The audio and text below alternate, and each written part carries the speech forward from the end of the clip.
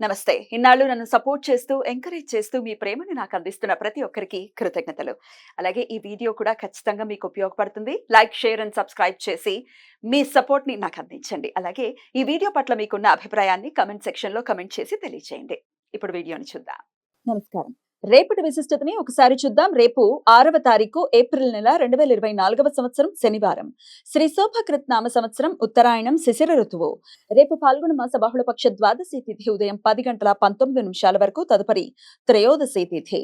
శతభిష నక్షత్రం మధ్యాహ్నం 3:39 వరకు, తదుపరి పూర్వభద్ర నక్షత్రం. నక్షత్ర వర్జం రాత్రి 9:20 నుండి 10:46 వరకు. అమృతకాలం ఉదయం 9:12 నుండి 10:38 వరకు. మరలా ఎల్లుండి ఉదయం 5:52 నుండి ఎల్లుండి ఉదయం 7:17 వరకు.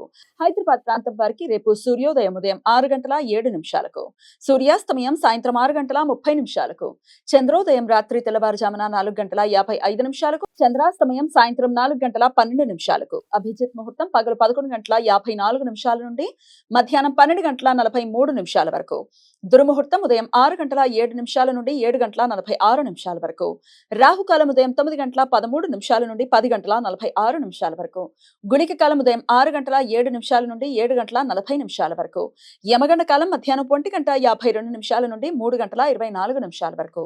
ఇవాళ ఏకాదశి ఉపవాసం ఉన్న వారికి పారణ సమయం రేపు సూర్యోదయం నుండి ఉదయం 8:35 వరకు ఉంటుంది. రేపు అన్నమాచార్యుల వారి వర్ధంతి. తిథుల ప్రకారం పాల్గొన మాస బహుళపక్ష ద్వాదశి రోజు అన్నమాచార్యుల వారి వర్ధంతి.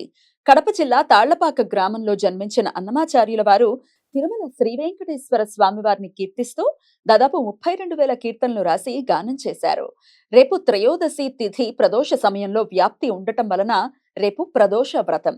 శివుని అనుగ్రహం కోసం భక్తులు ప్రదోష సమయంలో దీపారాధన చేసి శివునికి రుద్రాభిషేకం ఆచరించి రుద్ర కవచం పారాయణం చేస్తారు. త్రయోదశి ప్రదోషం సోమవారం వచ్చినట్లయితే సోమ ప్రదోషమని, మంగళవారం రోజునైతే భౌమ ప్రదోషమని, శనివారం రోజున త్రయోదశి వచ్చినప్పుడు శని త్రయోదశి ప్రదోషమని పిలుస్తారు. కాబట్టి రేపు శని ప్రదోషం లేదా శని త్రయోదశి.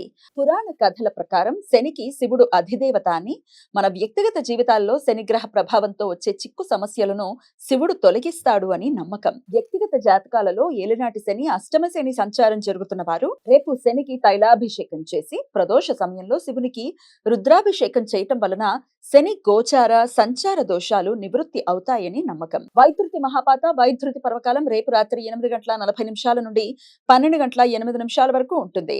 రవిచంద్ర గ్రహాల మధ్య ప్యారలల్ ఆస్పెక్ట్. రవి గ్రహ క్రాంతి ఉత్తరం వైపు, చంద్రగ్రహ క్రాంతి దక్షిణం వైపు ఒకే 6:50 చేరుకోవడంతో రాత్రి 11:28 ఇది ఏర్పడుతుంది. ఉపాసనా మంత్రాలు జపించడానికి, ధ్యానం చేయటానికి, నూతన మంత్రోపదేశం తీసుకోవటానికి మహాపాత కాలాలు అత్యంత అనుకూలం.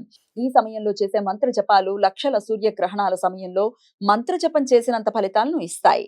ఈ సమయం శుభకార్యాలకు అనుకూలం కాదు. ఈ సమాచారాన్ని మనకు అందించిన వారు మేడికొండూరు విశ్వనాథ్ ప్రసాద్ గారు.